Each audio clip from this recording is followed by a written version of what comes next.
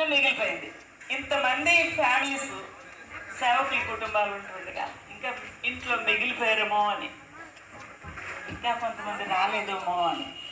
Correct అంటారా? Correct. Okay, నాకు ఒక్క ప్రశ్న మీ మధ్య ఉంచాలని ఆశపడుతున్నాను. ఎంతమంది యేసుక్రీస్తు ప్రభువుని నమ్ముకున్నారు? Very good. అబ్బా, ఏం సూపర్ అండి, అతను కొట్టేసారు. దేవుని స్తోత్రం. ఎంతమంది? ఏమొద్దండి, అవ్వండి, చాలా వద్దు వద్దు. ఎంతమంది యేసుక్రీస్తు ప్రభువుని నమ్ముకున్నారు? నేను అడిగే మాట కరెక్ట్ వినాలి. నమ్ముకున్నారు. నమ్ముకున్నవారే. ఎంతమంది యేసుక్రీస్తు ప్రభువుని విశ్వసించారు? ఇక్కడ చాలా డిఫరెంట్గా అడుగుతున్నాను. ఎంతమంది ప్రభువుని నమ్ముకున్నారు? ఎంతమంది యేసుక్రీస్తు ప్రభువుని విశ్వసించారు? ఓకే అండి, ఇక్కడ చాలా చాలా యవనస్తులైన మీకు, ప్రభుని అరగని వారైన మీకు కొంచెం అర్థమయ్యేలాగా ఇలా చెప్తున్నాను. యేసుక్రీస్తు ప్రభు దేవుడని సర్వలోకము, ఈ ప్రకృతి అంతా సాక్ష్యం చెబుతుంది. ఇక్కడున్న దయ్యాలు సాక్ష్యం చెప్తున్నాయి. ఇక్కడున్న క్రూర మృగాలు, అన్ని సర్వలోక అధికారులు కూడా చెప్తున్నారు. కానీ ఎవరు చెప్పాలి? యేసుక్రీస్తు ప్రభు నా దేవుడని ఎవరు చెప్పాలి? మాట్లాడాలి. నేను మాట్లాడాలి. నా ప్రభు, నా రక్షకుడు నేను విశ్వసించానని నేను చెప్తున్నాను. మీరు చెప్పండి. మీరు చెప్పండి. మీరు యేసుక్రీస్తు ప్రభు నిజంగా విశ్వసిస్తే, విశ్వసించారా? చెప్పండి గట్టిగా. బిలో ఇది ఎగిరిపోవాలి. హల్లెలూయా, హల్లెలూయా. దేవుని స్తోత్రములు కలుగును గాక, దేవునికి మహిమ కలుగును గాక. ఇక్కడ సేవకులు 24 గంటలు వాక్యంలో తేలుతూ, స్విమ్ చేస్తూ, మళ్ళీ లోపల డిప్ చేస్తూ అలాగే నేర్చుకుంటున్నారు, వాక్యం ప్రచారం చేస్తున్నారు. కానీ కుటుంబము దూరం అయిపోతుంది, బిడ్డలు దూరం అయిపోతున్నారు, వారికి తక్కువైపోయింది వాక్యం. ఇప్పుడు మీరు ఇక్కడ తీసుకొని రావడం అనేది మంచిది. ఓకే, ఇంకొక ప్రశ్న మీకు నేను ఇంకా శుభాచరణ. ఏమండి, నాకు ఇంకో ప్రశ్న. ఎంతమంది పెళ్లికి సిద్ధంగా ఉన్నారు? మా ఇంట్లో పెళ్లి జరుగుతుంది, నేను ఇన్విటేషన్ ఓపెన్గా మీ అందరు రండి అని అడుగుతాను. అప్పుడు ఎంతమంది సిద్ధంగా ఉంటారు మా ఇంట్లో పెళ్లికి రావడానికి? నేనంటే ఇష్టమైతే రండి, ఓకేనా? చెప్పండి ఎంతమంది? ఇదే అడుగుతున్నాను. మరొక ప్రశ్న తిరిగేసి అడుగుతున్నాను. ఎంతమంది యేసుక్రీస్తు ప్రభు గొర్రె పిల్ల వివాహానికి అటెండ్ అవ్వాలని ఇష్టపడుతున్నారు? హల్లెలూయా, గట్టిగా చెప్పండి. ఇక్కడ ఎగిరి గంటలేదు, కూర్చుని విరిగిపోవాలి. హల్లెలూయా, హల్లెలూయా. I want to be with the lord, I want to be with the lord. హల్లెలూయా. అది నా యొక్క సంతోషమై ఉండాలి, అది నీ సంతోషమై ఉండాలి. స్టేజ్ మీద కూర్చొని మనం ఏం చేస్తాం? ఇలాగే ఉంటాం. అది కాదు. పెళ్ళికి ఎలా వెళ్తామండి? పట్టు చీరలు కట్టుకుని, ఈ చీర కాదండి, ఇంకా బాగా మంచి పట్టు చీర వేసుకుంటాం కదా, ఇన్ని బంగారం వేసుకుంటారు కదా. ఎందుకు? ఆ పెళ్లి ఘనమైంది కాబట్టి మన ప్రెజెన్స్ అక్కడ ఘనంగా ఉండాలి, వారికి విలువ తేవాలి, అది వారికి. కానీ మనము పెళ్లికి అటెండ్ అయ్యే వాళ్ళం కాదు. ఎవరండి మనము? వెరీ గుడ్, వెరీ గుడ్ అండి. మనమందరము ఒక్కసారిగా పెళ్లి కుమార్తెగా మారిపోతాము. హల్లెలూయా. ఏమండి, సంతోషంగా చెప్పండి బాబు. మన క్రైస్తవ్యం అంతా, మన ఎదురు చూపంతా, మన నిరీక్షణ అంతా దీనికోసమే. హల్లెలూయా. నేను వాక్యము మీ లోపలికి వెళ్ళాలనంటే చాలా పెద్ద సబ్జెక్టు, కానీ నేను ఒక విషయం చెప్తున్నాను. యేసుక్రీస్తు ప్రభు మనిషి కుమారుడు, విత్తనములు విత్తినవాడు. ఎవరండి? మనిషి కుమారుడు విత్తనములు విత్తినవాడు. ఆ మనిషి కుమారుడు ఈ లోకమునికి రావడానికి, విత్తనములు విత్తడానికి ఎలా వచ్చాడే అనేది మన ప్రశ్న. ఈ యొక్క వాక్య భాగాన్ని తలుచుకుంటూ కొంచెం ముందుకెళ్దాం. మనమందరం ఆడుకుందాం, పాడుకుందాం, కానీ చాలా vital subject. We should know the situations around the world, what is going on. ఏం జరుగుతుంది, అసలు ఏం జరగబోతుంది, ఇది మన ప్రశ్న. ఈ ప్రశ్నలకు మనం సమాధానం నేర్చుకుంటే, తెలుసుకుంటే, క్లారిఫికేషన్ తెలుసుకుంటే, then we'll be alert. అంతే కదా, దెన్ విల్ బి అలర్ట్. ఈరోజు నేను ఒక ప్రశ్న మీకు ముందుంచి నేను ముందుకు వెళ్తాను. విత్తనములు విత్తువాడి పేరేంటో మీరు మనసులో పెట్టుకోండి. ఈ యొక్క వాక్య పరిచర్యకు నన్ను పిలిచిన పెద్దలకు హృదయపూర్వక వందనాలు. కూడి వచ్చిన మా ప్రియులందరికీ కూడా వందనాలు.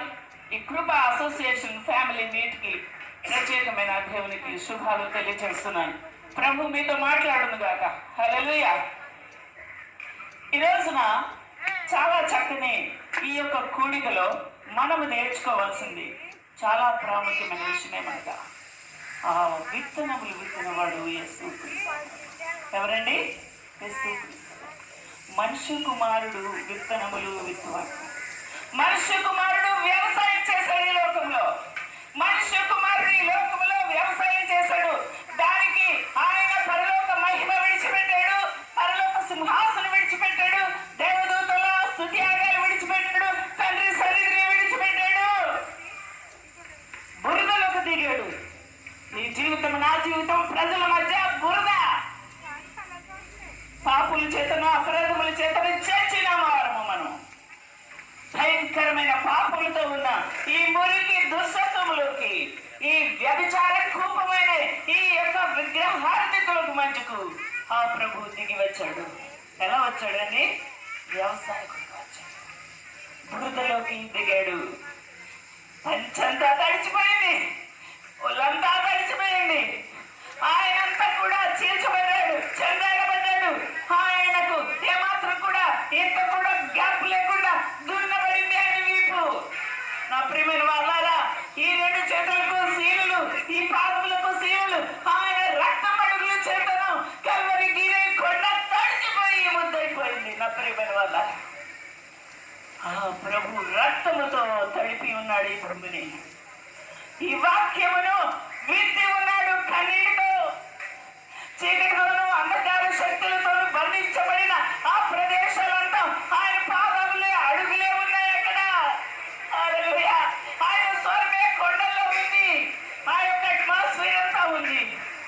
ఆలోచించాను, నీ గురించి నా గురించి రిక్తుడిగా చేయబడ్డాడు. ఎలా చేయబడ్డాడండి? దాసుని స్వరూపం ధరించుకున్నాడు. మహారాజుగా ఉన్నవాడు దాసుని స్వరూపము నేల మట్టి బుద్ధ తెచ్చుకున్నాడు. ఈ రోజున యేసుక్రీస్తు ప్రభు మంచి వ్యవసాయకుడు. ఏంటండి? మంచి వ్యవసాయకుడు. ఈ రోజున నాకు కన్నీళ్ళు వస్తాయి. ఎందుకు తెలుసా? ఈ విత్తనం విత్తేది మన ప్రభు యేసుక్రీస్తు ప్రభు మహిమ స్వరూపైన వాడు దాసుడుగా మారితే ఆ యొక్క పోర్ట్ఫోలియో మనం తీసుకున్నాము. ఏం తీసుకున్నామండి? ఆ పోర్ట్ఫోలియో మనం తీసుకుని మీరు వెళ్ళి సకల జనులకు సువార్తను ప్రకటించుడి, తండ్రి యొక్క కుమారుని యొక్క పరిశుద్ధాత్మ యొక్క నామములోనికి బాప్తిసం ఇచ్చుచు అన్నాడు. ఓకే, కమిషన్ ఇచ్చాడు, శిష్యులు చేశారు. వారి రక్త ముద్దలు కూడా కరిగాయి. ఈ రోజున ఈ పోర్ట్ఫోలియో నీ భుజం మీదకి వచ్చింది, నా భుజం మీదకి వచ్చింది. మనము రిక్తులుగా చేయబడ్డామా? మనము దాసుని స్వరూపం ధరించుకున్నామా? మనము నేల మట్టుకు తగ్గుతున్నామా, వంగుతున్నామా? ఆలోచించేద్దాం. మన లోపల ఈగో పోలేదు, మన లోపల క్రోధము పోలేదు, మనలో కక్షలు పోలేదు, ఒకరి మీద అసూయ పోలేదు. మన లోపల అంతరంగంలో అంతా కూడా దేవుని యొక్క మహిమ, ప్రేమ, పరిశుద్ధత లేనే లేదు. నా ప్రియమైన వాళ్ళరా, అర్థం చేసుకున్నాము. నీ జీవితము నా జీవితము ప్రభు కోరినట్టుగా ఉందా? ఎఫ్ఎస్సీలో ఒక రాసిన పత్రికలు ఏమన్నాడు? ఆయన పరిమళ వాసనగా ఉన్నట్టు ఆయన మన కొరకు తన ప్రాణముని ఇచ్చాడట. హల్లెలూయా. ఒకసారి చూడండి, ఎఫ్ఎస్సీలకు రాసిన పత్రిక 5వ అధ్యాయం చూడండి. ఎంత మంచి మాట మాట్లాడు, ఎంత మంచి మాట మాట్లాడాడు. క్రీస్తు మిమ్మల్ని ప్రేమించి పరిమళ వాసనగా ఉండేటకు మన కొరకు తన్ను తాను దేవునికి అర్పణ, దేవునికి అర్పణ మాదిరి ఉంచిపోయి ఉన్నాడు. అర్పణ అయిపోయాడు. నీ సేవ జీవితంలో దైవ సేవ కూడా అర్పణగా మారిపోవాలి. ఇంకొక ప్రశ్న దగ్గర ఉండిపోయింది. వ్యవసాయకుడికి సద్దన్నం కట్టేదేమని? వ్యవసాయానికి ఆయన నాగలి పట్టుకు పట్టుకొని వెళ్తూ ఉంటే చద్దన్నం కట్టాడు ఎవరు చెప్పడమా? స్త్రీ. ఎప్పుడు లేగాలి? తెల్లారు జామునే లేచి తన పని వారి కొరకు, ఇంటి వారి కొరకు ఏం చేయాలి? భక్తిము సిద్ధపరచాలి, మోకాలు వేసి ప్రార్థించాలి, పని వారి కొరకు భక్తిము సిద్ధపరచాలి. ఈ రోజున వ్యవసాయం చేయడానికి, దేవుని యొక్క వాక్యం అనే విత్తనం పట్టుకొని చల్లడానికి నీ దైవజనుడు, నీ యజమానుడు బయటికి వెళ్తుండగా నీవు సిద్ధపరుస్తున్నావా? మంచి మీదనే ఉన్నావా? నువ్వు మోకరిస్తున్నావా? ప్రార్థిస్తున్నావా? నీ కుటుంబం అంతా కన్నీళ్లు కారుస్తున్నావా? అర్థం చేసుకోవాలి. వాక్యం అనే విత్తనము దేవుడు నీ చేతిలో పెట్టాడు. ఇది నీ భాషలో పెట్టాడు. ఇది నీకు ఫ్రీగా, ఉచితంగా ఇవ్వబడింది. ఎవరిచ్చారు ఈ యొక్క ఉచితమైన వాక్యం? దేవుడు నీకు ఇచ్చిన గొప్ప కృప. ఈ విత్తనము స్వచ్ఛమైనదిగా, కలుషితం లేనిదిగా, కుళ్ళు పట్టనివిగా, పుచ్చి పోనివిగా, ఏ మందు గింజలు కాకుండా చల్లుతున్నవా? మంచి విత్తనాల్ని చదువుతున్నావా? ఈరోజున దేవుని వాక్యం అనే ఈ విత్తనాన్ని చేతపట్టుకొని ధైర్యంగా వెళ్ళు. ఈ వాక్యాన్ని పట్టుకొని సరాసరిగా విత్తు. సమయానుకూలమైన విత్తనం కావాలి. ఇక్కడ నేను దైవజనులను ఉద్దేశించి, భార్యలను ఉద్దేశించి, బిడ్డలను ఉద్దేశించి మాట్లాడి కాబట్టి నేను సమయానుకూలంగా మాట్లాడాలి. అక్కడికి వెళ్ళి ఇక్కడికి వెళ్ళి నేను ఇంకో విషయం మాట్లాడుతూ కూడా సమయోచితమైన జ్ఞానముతో, పరిశుద్ధాత్మ యొక్క సహాయంతో నువ్వు ఫీల్డ్లోకి వెళ్ళాలి. ఇది అరణ్యమైన భూమి, ఇదే బీడు వారిన భూమి, కఠినమైన క్రూర మృగముల చేత, అడవి చేత అలుముకున్న భూమి. ఈ లోకము సామాన్యమైనది కాదు. ఆలోచించేద్దాం. భారభరితమైన గుండెతో కన్నీళ్లు కార్చుకుంటూ దేవుని యొక్క భారముని గుండె నిండా నింపుకుంటూ వెళ్ళు. సువార్తను ప్రకటించు. నేను మీ దగ్గరికి రావడానికి ఎన్ని గంటల్లో నుంచి నేను ఆలోచిస్తూ, వాక్యం చదువుకుంటూ, ధ్యానం చేస్తూ ఈ బిడ్డలకి ఏం కావాలి, ఎవరిని సమకూరుస్తున్నావు? What kind of the gathering it is? I don't know, Lord. You lead me. I speak to them. That was my desire and prayer. అర్థం చేసుకున్నాం. సమయోచితమైన జ్ఞానంతో సువార్త పరిచర్యకు బయలు వెళ్ళాలని ఈ చీకటి దేశంలో, ఈ చీకటి ప్రాంతాలలో, ఈ భయంకరమైన గర్జించు సింహం వలె ఎవరిని మింగుతున్నా అని తిరుగుతున్న ఆ సింహపు నోటిలో నుండి వారిని రక్షించాలంటే నీకు సమయోచితమైన జ్ఞానం కావాలి. హల్లెలూయా. ఈ రోజున స్త్రీలకు మీరు ఇంకేం చూడదు, స్త్రీలకు ఒక పరీక్ష చేస్తున్నాను. ప్రసవ వేదన పడుతున్న స్త్రీకి సహాయం చేయడానికి వచ్చే వారి పేరేంటి? నర్సెస్, మెటర్నిటీ అసిస్టెంట్, డాక్టర్స్, అంతే కదా. 3. ఇప్పుడు ఈమె పురిటి నొప్పులు ఇక్కడ స్టార్ట్ అయినాయి. వాళ్ళు వచ్చి అటెండ్ అయ్యారు, పరీక్ష చేశారు. వాళ్ళు వెళ్ళిపోవచ్చా? మధ్యలో వెళ్ళొచ్చా? చెప్పండి ప్లీజ్. వెళ్ళొచ్చా? Unless the baby delivered, unless the dead baby or live baby, baby should come out.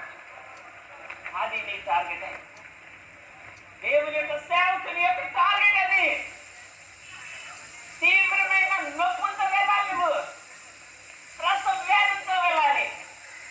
వెళ్ళి సువార్త పరిచర్యకు వెళ్ళినప్పుడు ఆ యొక్క ఆత్మ నీకు రావాలి. దేవుని రాజ్యములో ఎంటర్ అయిపోవాలి. That should be your goal. ఎలా జరుగుతుంది? ఎలా జరుగుతుంది? ఎలా జరుగుతుందండి? ముందుగానే భూమిని నువ్వు చూసుకోవాలి. ముందుగా ఆ గచ్చ పొదలు, ముళ్ళ పొదలు, రాళ్ళు, రప్పలు అన్నీ కూడా పక్కన పెట్టుకోవాలి. దాన్ని సదును చేసుకోవాలి. దానికి నీరు పెట్టాలి. అదే నీవు ప్రజలతో ఉండా స్నేహం. వారికి మీద నమ్మకం. తెల్లగానే చల్లేస్తే కుదరదు. రాళ్ళు మీద పడితే అది చచ్చిపోతుంది. సూర్యరశ్మి ముళ్ళ పొదలు అయితే దాన్ని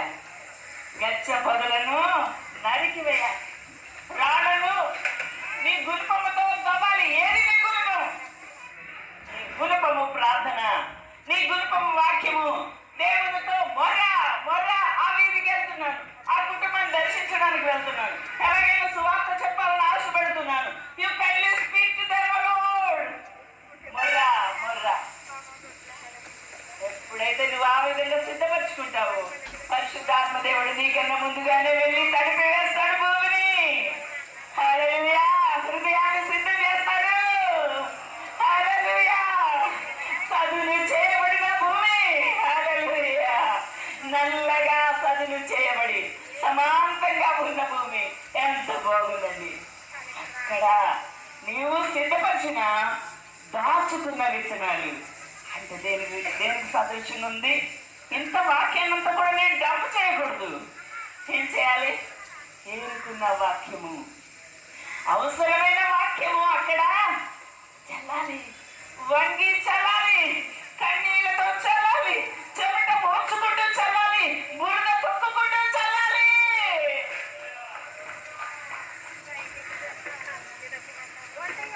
భారమైన గుండె మీద భారమైన జీవితం కన్నీటి విత్తనాలు పడాలి, కన్నీటితో తడవాలి ఆ విత్తనాలు. నా ప్రేమైన వాళ్ళరా, వేదనతో వ్యవసాయం చేయడం, ప్రభువుని చూసి, కలువరి శిలువని చూసి, రక్తము కాచుచున్న ప్రభువుని చూసి విత్తనములు విత్తండి. అప్పుడేమవుతుందండి? అప్పుడేమవుతుంది? హల్లెలూయా! అప్పుడేమవుతుంది? ఇప్పుడు మనం ఏ స్థితిలో ఉన్నాం తెలుసండి? Present situation of the church today, universal church ఏ స్థితిలో ఉంది? అది మీ ప్రశ్న. ఇప్పుడు ఏ స్థితిలో ఉన్నాం? మన ప్రభు చేసిన పని నేను చెప్పాను, ఎలా వచ్చాను. మనం చేయాల్సిన పని కూడా చెప్పాను. ఇప్పుడు ఏ స్థితిలో ఉంది? ప్రభు ఏం చేశాడు? వెళ్ళిపోయాడు. ఆయన 2 కార్యాలు చేశాడు. ఒకటి, నీతిమంతులను విడిపించేశాడు. ఎక్కడుండేరు వాళ్ళు? ఎక్కడుండేరు? పాతాళంలో నుంచి చెరగా పట్టుకుని పోయి వారికి ఏమిచ్చాడు? ఈవులు ఇచ్చాడు. వారి విశ్రాంతిలో హల్లెలూయా. ఆయన పునరుత్థానమై విజయశూరుడై మన కొరకు జ్ఞాపకం చేశాడు. ఇప్పుడు మనం ఏం చేయాలి? ప్రభువుని మాదిరిగా చెప్తున్నానే ఏం చేయాలి? మనము చెప్పాలి, విజ్ఞాపన చేయాలి. ఏం చేయాలండి? విజ్ఞాపన చేయాలి. ఓకే, ఇప్పుడు ఈ దేనికోసం విజ్ఞాపన చేయాలి? చల్లుతున్న విత్తనాలు ఫలించినట్టుగా ఇవన్నీ కూడా కోతకు సిద్ధమవునట్టుగా. దేనికండి? కోతకు సిద్ధమవునట్టుగా. అయ్యారు, అర్థమవుతుందా లేదా? దయచేసి క్యాచ్ చేస్తున్నారని నా పాయింట్ అర్థం చేసుకోండి. ఇప్పుడు ప్రకటన గ్రంథము 14వ అధ్యాయం 16వ వచనంలో ఏమనుందంటే, మేఘవాహనుడు ఒకడు కనబడ్డాడు. తీయండి. మేఘవాహనుడు ఒకడు కనబడ్డాడు. ఆయన సింహాసన ఆసీనుడై మేఘం మీద కూర్చున్నాడు. ఆయన తల మీద కిరీటము, స్వర్ణ కిరీటము ఉండేది. ఆయన చేతిలో వాడిగల ఖడ్గం ఉండేది. ఆయన సింహాసన ఆసీనుడై ఉన్నాడు.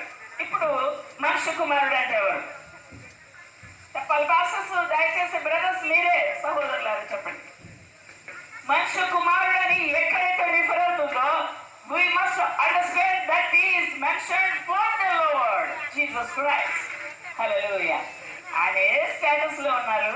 ప్రజెంట్ స్టేటస్ లో ఉన్నారంటే పరలోక మహామహిమ నుంచి మేఘానికి వచ్చేసాడు. ఎక్కడికి వచ్చాడండి? వెళ్ళాం. ఎక్కడికి? మేఘానికి. మనకు దగ్గరలోనే ఉన్నాయి మేఘ. పరలోకం ఎక్కడో ఉంది, అది విడిచిపెట్టేశాడు. ఎక్కడికి వచ్చాడు? మేఘానికి వచ్చాడు. మేఘాన్ని సింహాసనంగా చేసుకున్నాడు. మేఘం మీద కూర్చున్నాడు. సింహాసనాసీనుడై ఏం చేస్తున్నాడు? స్వర్ణ కిరీటము ధరించిన వాడై వాడి అయిన కొడవలి పట్టుకొని ఉన్నాడు. ఇప్పుడు నాతో మాట్లాడండి. విత్తన వారు ఎవరని చెప్పాను? గట్టి మాట్లాడాలి. యేసుక్రీస్తు ప్రభు. ఆయన ఏం చేశాడట? చాలా అద్భుతంగా పెంచాడట. హల్లెలూయా. బాగుగా తల్లి నీరు పోసి ఆ తోటమాలి వలె ఆయన కాపు కాసాడట. హల్లెలూయా. ఆయన ఏం చేశాడంటే, యెహోవాను నేను దాన్ని కాపు చేయించు ఉన్నాను. యెషయా 27:3. ప్రతి నిమిషమున నేను దానికి నీరు కట్టుచూ ఉన్నాను. హల్లెలూయా. విత్తనం విత్తడమే కాదు, కానీ పోషించాలి. ఏం చేయాలండి? పోషించాలి. సువార్త చెప్పిన తర్వాత నీవు స్నేహితుడమైపోవాలి. కుటుంబానికి నీవు ఆదరణగా మిగిలిపోవాలి.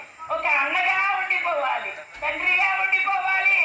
ఎందుకంటే వారి కష్ట సుఖాలతో పంచుకోవడానికి వారికి యాక్సెస్ ఏర్పాటు చేసుకోవాలి.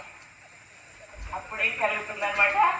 అది నీరు కట్టి పోషించుగా కంచె వేయాలి. కంచె దేనికి సాదృశ్యంగా ఉంటుంది? సంఘానికి, సహవాసానికి. మీరు వాక్యమునకు, పరిశుద్ధాత్మ దేవుని యొక్క కుమ్మరింపుకు నీవు రోజు ఏం చేయాలి? దానికి ఏం చేయాలి? గొప్పు కట్టాలి. మీరు నిలబడేటట్టు వారిలో ఉన్న చిన్న చిన్న పాపాలు, చిన్న చిన్న అలవాట్లు తీసివేస్తూ మీరు నిలబడేటట్టు నీవు ఏం చేయాలి? దాన్ని తవ్వాలి. నూతనమైన విశ్వాసం ఆ విధంగా నువ్వు పెంచుకున్నప్పుడు ఏం చేస్తుంది? చిగురిస్తుంది. ఏమవుతుందండి? చిగురిస్తుంది, బలంగా తయారవుతుంది. ఇప్పుడు నాకు ఒక విషయం చెప్పండి. ఆ మధ్యలోనే మీరు ఎంతగా కలుపు తీసినా కలుపులు వస్తూనే ఉంటాయా లేదా? వస్తాయి. మత్తయి సువార్త 13వ అధ్యాయంలో అన్నాడు కదా, నువ్వు మంచి విత్తనాలు విత్తావు కదా యజమానుడా. ఇవి గురుగులు ఎలాగ ఏపుగా పెరుగుతున్నాయి, ఈ యొక్క గోధుమలు ఏపుగా పెరుగుతున్నాయి కదా, వీటిని పెరిగివేయమంటావా, కూర్చోమంటావా, అగ్నిలో కాల్చివేయమంటావా అంటే ప్రభు ఏమన్నాడు? యజమానుడు ఏమన్నాడు? అలాగే గురుగులు దుష్టులకు సాక్ష్యం. ఒకప్పుడు నేను దుష్టుడమే, ఒకప్పుడు నేను పాపియే. కానీ వారికి కూడా సమయం ఇవ్వాలి. వారు కూడా మార్చుకుంటారేమో జీవితాన్ని, వారు కూడా ప్రభు వద్దకు వస్తారేమో అని వెయిట్ చేయాలి. కోతకాలము వచ్చేవారు ప్రభు ఏమన్నాడు? ఏమని పెంచాడట? నీరు కట్టుచున్నాను, ఎవడను దాని మీదకి రాకుండా దివారాత్రము కాపాడుచు ఉన్నాను. ఇశ్రాయేలు కాపాడువాడు కునుకడు, నిద్రపోడు. హల్లెలూయా. ఆ విధంగా నీ కుటుంబాన్ని కాపాడుతున్నాడు, నిన్ను కాపాడుతున్నాడు, ఇశ్రాయేలు వారిని కాపాడుతున్నాడు. ఇది నా ఇశ్రాయేలు వారి మీద 57 రాజ్యాలు ఎదురుపడ్డాయి. టర్కీ, ఇటలీ, యూకే అనేకమైన దేశాలు ఎదురుపడ్డాయి. ఏమని? Please declare Palestine as a special state. వారికి ఒక దేశంగా డిక్లేర్ చేయండి. ఇశ్రాయేల్ వారు పాలస్తీనాను ఆక్యుపై చేసుకుంటే మేము ఒప్పుకోము, గాజాని ఇచ్చివేయమంటున్నాడు. నెతన్యాహు యూఎన్లో 3 గంటలు మాట్లాడాడు, డిక్లేర్ చేసి పడేశాడు. ఏమన్నాడు తెలుసా? I will fight for my nation and my territories. Hallelujah. నా యొక్క సరిహద్దు కొరకు నేను నిలబడతాను. We won't go back. Let all the countries may come up. అందరూ వచ్చినా పర్వాలేదు. Hallelujah. దమ్మున్నవాడు దేవుని కొరకు పౌరుషంగా నిలబడాలి నువ్వు. Hallelujah. పౌరుషం. Hallelujah. నిన్న ముందు రెస్పెక్ట్ చర్చిలో విమెన్ కాన్ఫరెన్స్ లో నేను 55 నిమిషాలు మాట్లాడానంట. ఒక సహోదరులు చెప్తున్నారు 55 నిమిషాలు మాట్లాడి యూట్యూబ్ లో అప్లోడ్ చేస్తున్నాను. అమ్మా భయమేసింది ఒక మాటకి అనంటే, ఐ టోల్డ్ అబౌట్ దట్ క్రూర మృగం. ఏం చెప్పానండి? క్రూర మృగం గురించి చెప్పాను. చెప్పకుండా దాయమంటారా బైబిల్లో వాక్యము? ఈ ప్రవచన వాక్యములు వినివాడు, ధ్యానించువాడు, ప్రకటించువాడు అందరూ ధన్యులే. మనం ఏ స్థితిలో ఉన్నాము? యుద్ధ వాతావరణంలో ఉన్నాం. 57 దేశాలు తగలబడిపోతున్నారు, మీద పడుతున్నారు. ఇశ్రాయేల్ వారు మాత్రం కనుక ఇంకొక historical truth I want to relate అన్నది.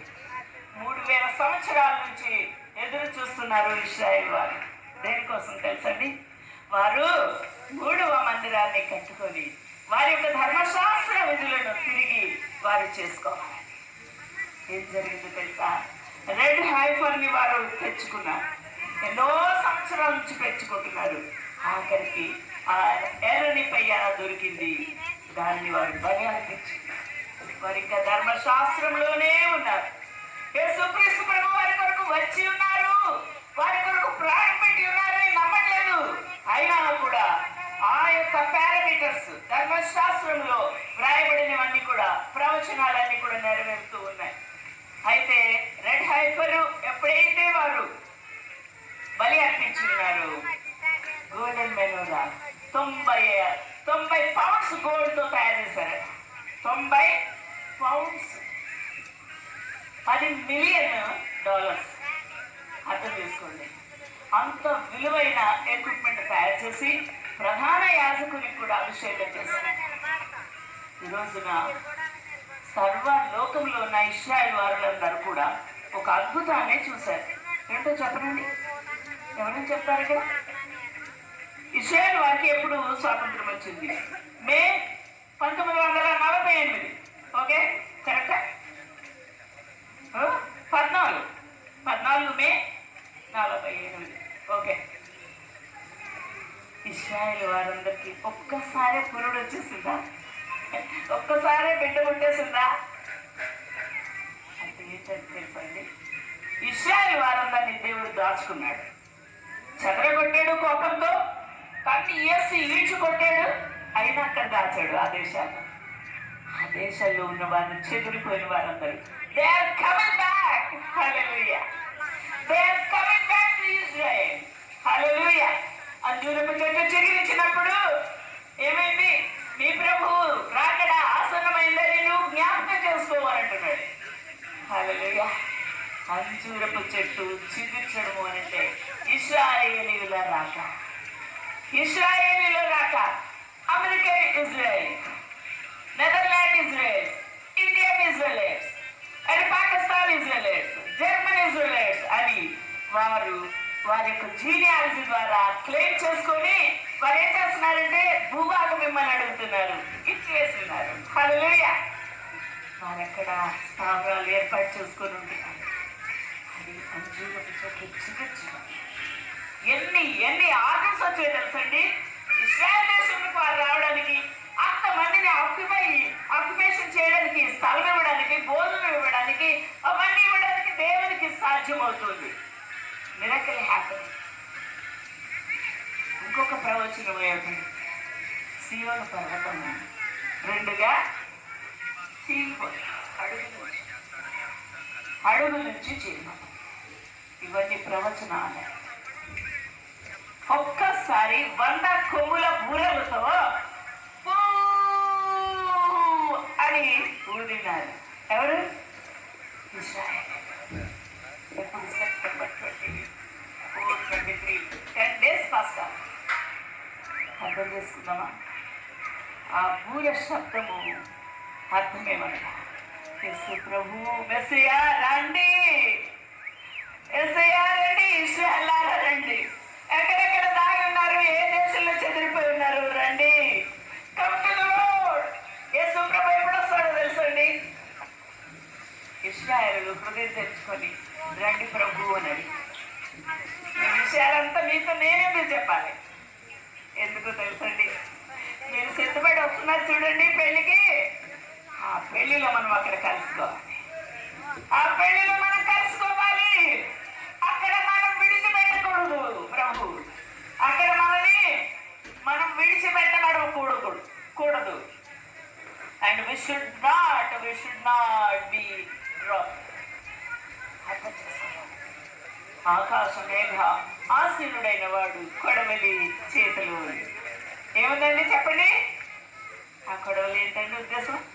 రైతుకి కొడవలు ఎందుకు పెట్టుకుంటాడు? ఎందుకు వస్తాడని? ఎందుకు చెప్పు.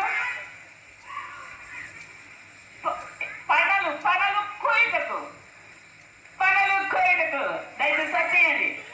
ఎంత బాగుందో. చాలా ఫెరోషియస్ గాడ్ అవర్ గాడ్. హల్లెలూయా. ఒక్కసారి ఏం చేశాడు చూడండి.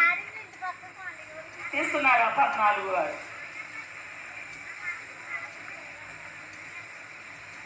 చదవండి ఎవరైనా గట్టిగా. అప్పుడు మరి ఒక దూత, ఎవరైనా గట్టి చదవండమ్మా. మైక్ ఇవ్వండి. మేఘం మీద ఆసీనుడై ఉన్నవాడు ఆ కొడవలి భూమి మీద వేశాడు. అసలు ఆ కొడవలి మీద ఉన్న వాడికి ఏం చెప్పాడు? అది భూమి మీద పైరు పండినది. ఎలా ఉందండి అయ్యగారు? ఎలా ఉంది? పేరుగా అయిపోయి లైట్ ఎల్లో కలర్ వస్తే పండినట్టు లెక్క. భూమి పైరు పండినది, నీ కొడవలు పెట్టి కోయమని చెప్పాడు. అర్థం చేసుకుందాం. ఇది చాలా విచిత్రమైన మాట. అర్థం చేసుకుందాము. చదవండి గారు. భూమి పైరు పండి ఉన్నది, భూమి పైరు పండి ఉన్నది, కోతకాలము వచ్చినది, కోతకాలము వచ్చినది, కొడవలి పెట్టి కోయమని గొప్ప స్వరముతో ఆ మేఘం మీద ఆసీనుడైన వారితో చెప్పెను. గొప్ప స్వరముతో దూత ఎందుకు ప్రభుకు చెప్పాలి? ఆయన కోసుకుంటాడు కదా. Announcement, that is a terrific announcement. ఒక్కసారి ఆయన దగ్గర కోడలు ఉంది, ఆ కోడలు గొప్ప వేడి వేసాడంటే పంటంతా నూర్చబడుతుంది. అర్థం చేసుకోండి. హీఈస్ ఎ ఫెరషియస్ గాడ్.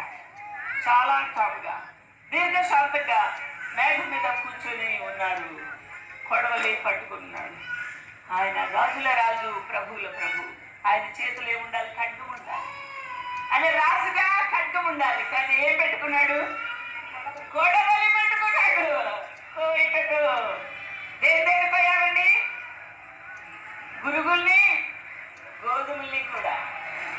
యూనివర్స్ అంతా వినాలి. గొప్ప స్వరముతో ఊరతో చెప్తున్నాడు, భూమి పైరు పడింది, నీ కొడవలి పెట్టి కోయమని చెప్పగా అప్పుడు ఏం చేశాడండి? చదవడమా. మేఘం మీద ఆసీనుడై ఉన్నవాడు, మేఘం మీద ఆసీనుడై ఉన్నవాడు తన కొడవలి భూమి మీద వేయగా ఓకే భూమి పైరు కోయబడెను. హల్లెలూయా, హల్లెలూయా. భూమి పైరు కోయబడను. మీకు అవన్నీ సంతోషం లేదు, కోసాడు కదా అందుకే.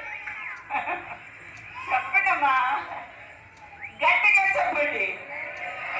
అక్కడ ఒక విచిత్రమైన సంగతి జరగబోతుంది, అద్భుతమైన సంగతి జరగబోతుంది. ఏంటో తెలుసా అండి? మత్తయి సువార్త 24వ అధ్యాయంలో ఒక అద్భుతమైన విషయం రాయబడి ఉంది. ఆయన దూతలట తూర్పు నుండి పడమర వరకు, ఆయన దూతలు ఉత్తరం నుండి దక్షిణం, ఆ దిశ నుండి ఈ దిశ వరకు పలు దిశలలో ఉన్న ఏర్పాటు చేయబడిన వారిని సమకూర్చెదరు. హల్లెలూయా. ఏం చేస్తారండి? సమకూర్చెదరు. అదే సమకూర్చడం అంటే పోగు చేస్తారు. ఏంటనుకున్నారు ఇది? ఇదేంటండి? ఎవ్వరికి సంతోషం లేదేంటండి? ఏర్పాటు చేయబడిన వారిని సమకూరుస్తారు, పోగు చేస్తారు. ఇప్పుడు ఇవి మీ పాస్టర్స్, ఫెలోషిప్, వీరి పెద్దలందరూ మిమ్మల్ని అందరినీ సమకూర్చారు. దూతలు కూడా అందరినీ సమకూరుస్తారు. అందరినీ సమకూర్చినప్పుడు వీరందరూ కూడా ఎక్కడికి వెళ్తారు? వీరందరూ కూడా మధ్య ఆకాశంలో మేఘాల మీద ఆయన ఎదుర్కొనుటకు కొనిపోబడతాడు. హల్లెలూయా. That is called rapture. చెప్పండి, అమ్మ సంతోషించండి అమ్మా. అది పరలోక పిలుపు. మహిమ గల పెళ్లి కుమార్తెగా యేసు క్రీస్తు ప్రభు అయిన గొర్రె పిల్ల వద్దకు కొనిపోబడుట. చెప్పండి అమ్మ, సంతోషంగా లేదా? నేనైతే రెక్కలు నాకుంటే రెక్కల మీద ఎగిరిపోతాను నేను. హల్లెలూయా, హల్లెలూయా, హల్లెలూయా. That is right. నాలుగు దిక్కుల నుంచి ఆత్మీయ ప్రభు సిద్ధపరచుకుంటాడు. ఎవరిని నువ్వు ఏర్పాటులో ఉన్నావా? నువ్వు ఆ ఏర్పాటుకి ఎలిజిబిలిటీ సంపాదించుకున్నావా? మొట్టమొదటి ప్రశ్న వేశాను నేను. యేసు క్రీస్తు ప్రభుని నమ్ముకున్నావా, విశ్వసించేవా అంటే అక్కడ ఏం చెప్పాలి? యేసు క్రీస్తు ప్రభువుని నా సొంత రక్షకునిగా విశ్వసించాను అని నువ్వు తీర్మానం చేసుకున్నది చెప్పాలి. హల్లెలూయా. ఇప్పుడు ఎక్కడికి వెళ్ళిందండి సంఘం? ఎవరు చూస్తున్నారు ఈ దర్శనం? యోహాను భక్తుడు. రాప్చర్ అయిపోతుంది సంఘం. హల్లెలూయా. ఇంకా కోత కోసిన వాడికి చేతిలో ఎవరు మిగిలేరంటే విడువబడిన వారు. హల్లెలూయా. విడువబడిన వారు ఎవరు? యేసుక్రీస్తు ప్రభు ధిక్కరించిన వారు, అంగీకరించిన వారు, మరియు ఆయన యొక్క ప్రియులైన ఇశ్రాయేలు వారు. వారిని వదిలిపెట్టలేదు ప్రభు. The Lord is going to deal Israelites in such a way for 7 years. That is called tribulation. మహాభయంకరమైన శ్రమలు, యాకోబు శ్రమ. ఈ రోజున దేవుడు అగ్ని పరీక్ష వారి ముందు ఉంచబోతున్నాడు. నీవు కూడా అగ్ని పరీక్షకి వెళ్ళాలని ఆశపడుతున్నావా? చెప్పండి. ఇవ్వకుండా ఆ పరీక్షలోకి వెళ్ళకుండానే నేను ఎత్తుకొని నా పరలోక వాసానికి తీసుకెళ్ళిపోతానని ప్రభు పిలిపిస్తుంటే మీకు ఎవరికి సంతోషం లేదా? చెప్పండి. మళ్ళా కూర్చుంటారండి, మీ చీరలను కరవు. చెప్పండి. హల్లెలూయా. We want to be with the Lord. We want to be with the Lord. హల్లెలూయా. మీరంతా సంతోషంగా ప్రభుని ఎదుర్కోవడానికి వెళ్ళిపోవాలి. ఆగమేఘాల మీద. ఎలా అండి? ఆగమేఘాల మీద. ఇప్పుడు నేను ఒక విషయం చెప్పాలని ఆశపడుతున్నాను. ఇప్పుడు దేవుడు మనకిచ్చిన సమయం ఏంటో తెలుసా? అది దర్శనము. ఇది జరగబోతుంది అని చెప్తున్నాను. ఇది జరగబోతున్నాయి అని మనకు నిదర్శనమేమిగా ప్రపంచంలో జరుగుతున్న విషయం. ఈరోజు నా సంఘం ఎలా ఉంది? అదే పెద్ద ప్రశ్న. సంఘం ఎలా ఉన్నది? దైవ సేవకులు ఎలా ఉన్నారు? భయము వణుకుతో దేవుని యొక్క పరిచయం చేయడానికి నడుము బిగించండి. కన్నీళ్ళు కార్చండి, బురదలకు వెళ్ళండి, తొక్కండి. కన్నీటితో విత్తనాలు వేయండి. ఆత్మల్ని సంపాదించండి. ఆత్మల్ని పరలోక రాజ్యంలో కూర్చండి. యేసుక్రీస్తు ప్రభు పంటను కోసిన తర్వాత దేవదూతలు ఏం చేశారు? అన్ని దిక్కుల నుంచి విరాటని కూర్చుకున్నారు. ఏం చేశారండి? కూర్చుకున్నారు, సమకూర్చుకున్నారు, పోగు చేశారు. ఎక్కడికి? పరలోక రాజ్యానికి. నీవు కూడా పరలోక రాజ్యానికి వెళ్తే కనుక 7 ఏళ్ళ శ్రమలు మిగలవు. 7 ఏళ్ళ శ్రమలు ఏంటుంటాయి తెలుసా మీకు? 7 ఏళ్ళ శ్రమలు ఏంటి అనుకున్నారు? 666 Mudra. The ruler of the world is going to appear before the world. Third temple కట్టడానికి రెడీ అయిపోయారు. 3వ టెంపుల్ యెరూషలేము కట్టేస్తున్నారు. ఇక వారు పీస్ అగ్రిమెంట్ 3.5 సంవత్సరాలు చేసుకుంటారు ఇశ్రాయేలుతో. ఎవరు? 666 ముద్ర గల ఆ క్రూర మృగము. వాడు ఏం చేస్తాడు? పీస్ ట్రీటీ చేస్తాడు. మీ మందిరం కట్టుకోండి, మీ పాత నిబంధన ఆచార ప్రకారం బల్లర్పించుకోండి, నేను మీకు ఆటంకం చేయను అంటే అప్పుడే మోషే ఏలియా కూడా వస్తారు. సువార్త ప్రకటిస్తారు, సువార్తకు మాట వినరు, ఎదురు తిరుగుతూనే ఉన్నారు. అప్పుడు వారిని హతం చేస్తారు. ఎవరు? క్రూరం. హతము చేస్తే దేవుని యొక్క మాట ఉన్నది. వీరిని ఎవరైనా ముట్టుకుంటే వారు హతము చేయబడాలి. ఇక క్రూర మృగము యాంటీ క్రైస్తు వీడు ఏం చేయబడతాడు తెలుసండి? వాడి తల కూడా తీసివేస్తాడు దేవుడు. వాడి తల తీసివేసిన తర్వాత చచ్చిన వాడు మళ్ళీ బ్రతుకుతాడట. చచ్చిన వాడు మళ్ళీ బ్రతికినప్పుడు ప్రజలందరూ దాని వెనకలే వెళ్తాడు. వీడెంత ఆశ్చర్యకరుడు, ఎంత గొప్ప కార్యం చేస్తాడు. చచ్చిపోయిన వాడు యేసు ప్రభులాగా లేచాడు, యేసు ప్రభులాగా మిమిక్ చేస్తాడు. వాడే యాంటీ క్రైస్తు. ఇప్పుడు రియల్ రూపం దొరుకుతుంది. రియల్ అంటే అపవాది వాడి లోపల దూరి చేయిస్తాడు.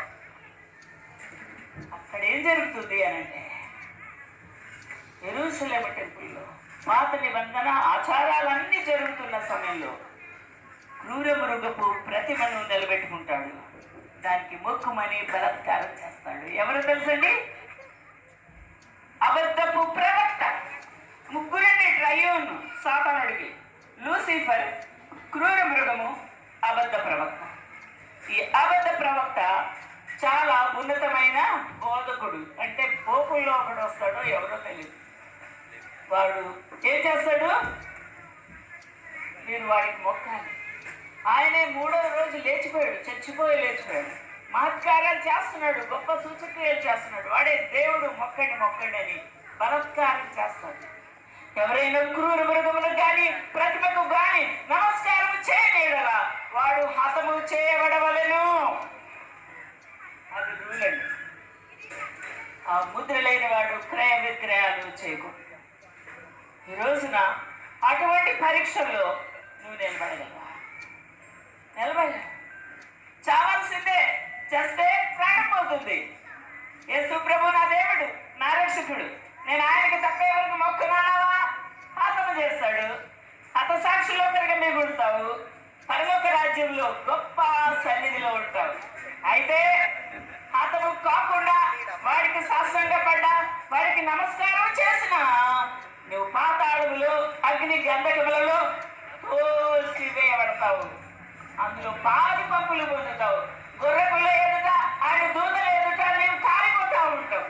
అక్కడ అగ్ని ఆడదు, పురుగు చావదు, తరగదు గంధక. ఏది కావాలి? యేసుక్రీస్తు ప్రభు నమ్ముకుని ఆయన నా దేవుడు అని నువ్వు చెప్తే ఏం కలుగుతుంది? ఇక్కడ నీకు మరణ శిక్ష వచ్చిన నీకు అక్కడేం కలుగుతుంది? అద్భుతమైన ఆశీర్వాదం కలుగుతుంది. కానీ ఇక్కడ నీ ప్రాణానికి భయపడి నువ్వు మొక్కితే నీకు ఆహారం దొరుకుతుంది, కానీ ఏం జరుగుతుంది? భయంకరమైన ఆరవేటిని కాచుకొని ఉంది. పాతాళ లోకములోకి, అగ్ని గంధకంలోకి తోసివేయబడతారు. ఇప్పుడు మీకు అశుభము నేను చెప్పాలని ఆశపడతలేను.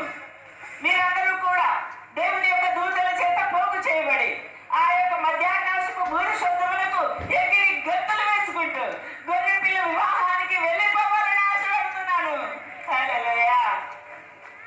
అయితే సత్యం ఎందుకు చెప్తున్నానంటే, నువ్వు మిగిలిపోతే, నిర్లక్ష్యం చేస్తే, పోస్ట్పోన్ చేస్తే, ఇప్పుడొద్దు నాకు మారి మనసు, నాకు వద్దు, నేను సెల్ ఫోన్స్ చేసుకుంటా ఉంటాను, నాకు వాక్యం వద్దు, నేను సెల్ ఫోనే తిప్పుకుంటా ఉంటాను అలాగంటావా? వాక్యం నీ లోపలికి వెళ్ళదు, నీ లోపల పని జరగదు.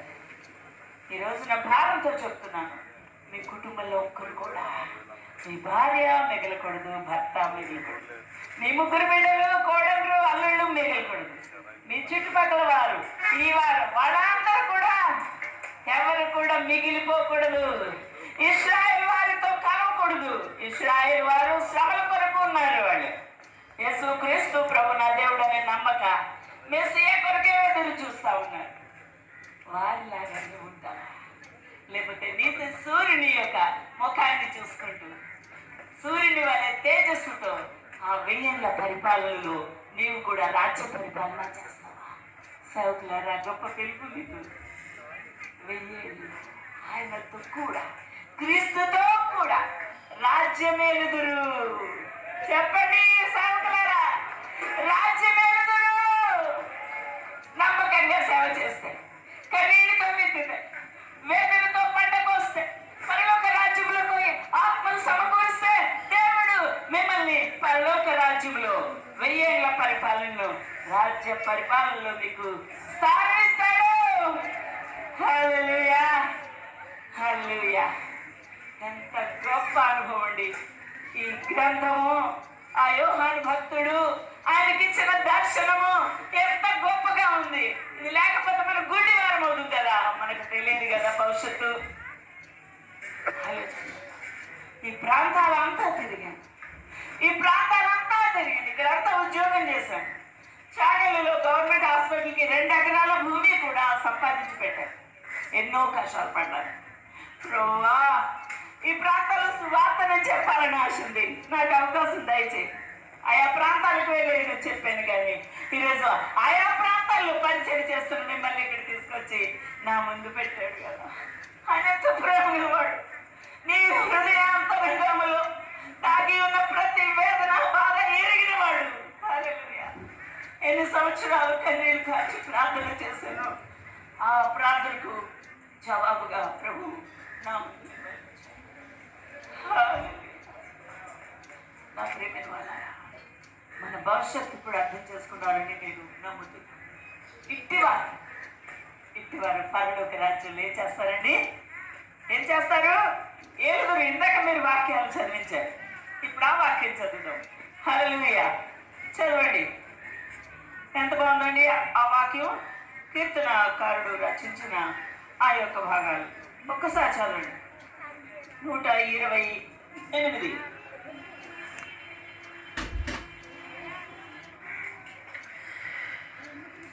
ఓకే.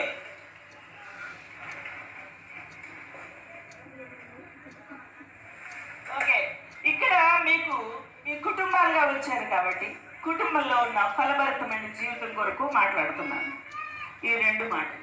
యెహోవా యందు భయభక్తులు కలిగి ఉండి ఆయన త్రోవల యందు నడుచువారు ధన్యులు. ఎవరు ధన్యులు?